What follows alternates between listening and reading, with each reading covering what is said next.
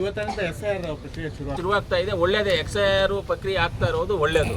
ಯಾಕಂದರೆ original Indians ಯಾರು, ನಮ್ಮ ಸಿಟಿಜನ್ಸ್ ಯಾರು, ಇಲ್ಲಿನವ್ರು ಯಾರು ಏನು ಅನ್ನೋದನ್ನ ಒಂದು ತೀರ್ಮಾನ ಆಗುತ್ತೆ. ಇವಾಗ ಎಕ್ಸಾಂಪಲ್ಗೆ ಹೇಳ್ತೀವಿ, ಬೇರೆ ಇವಾಗ ತಮಿಳ್ನಾಡಲ್ಲಿ ಇರೋರು ಬಂದುಬಿಟ್ಟು ತಮಿಳ್ನಾಡಲ್ಲಿ ಎಲ್ಲ ಫೆಸಿಲಿಟೀಸ್ ತೊಗೊಳ್ತಾ ಇದ್ದಾರೆ, ಕರ್ನಾಟಕದಲ್ಲಿ ತೊಗೊಳ್ತಾರೆ. ಆಂಧ್ರದಲ್ಲಿರೋರು ತೊಗೊಳ್ತಾ ಇದ್ದಾರೆ, ಕರ್ನಾಟಕದಲ್ಲೂ ತೊಗೊಳ್ತಾ ಇದ್ದಾರೆ.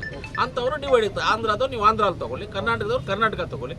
ಇಲ್ಲ ನನಗೆ ಆಂಧ್ರ ಬೇಡ, ನಾನು ಆ ಊರಲ್ಲಿರೋ ಕರ್ನಾಟಕದಲ್ಲಿರೋ ಸೆಟ್ ಇಲ್ಲೇ ಸೆಟ್ಲಾಗಿ ಇಲ್ಲೇ ತೊಗೊಳ್ಳಿ, ಎಲ್ಲ ಫಲಾನುಭವಿಗಳು ಇಲ್ಲೇ ಮಾಡ್ಕೊಬೋದು.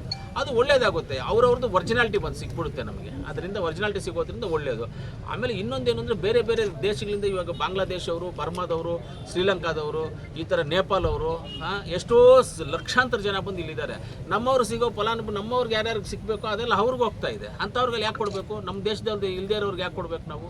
ನಮ್ಮ ದೇಶದವ್ರಿಗೆ ಇರಲಿ, ಬೇರೆಯವ್ರು ಯಾಕೆ ತಿನ್ಬೇಕು ನಮ್ಮಲ್ಲಿ? ನಮ್ಮ ದೇಶದವ್ರಿಗೆ ನಮ್ಮ ಫಲಾನುಭವಿಗಳು ಯಾರಿದ್ದಾರೋ ನಮ್ಮವ್ರಿಗೆ ಸಿಗಲಿ ಅಂತ ನನ್ನ ಒಂದು ಇದು. SIR ಆಗ್ತಾ ಇರೋದು ಒಳ್ಳೇದು ಆಗಲಿ.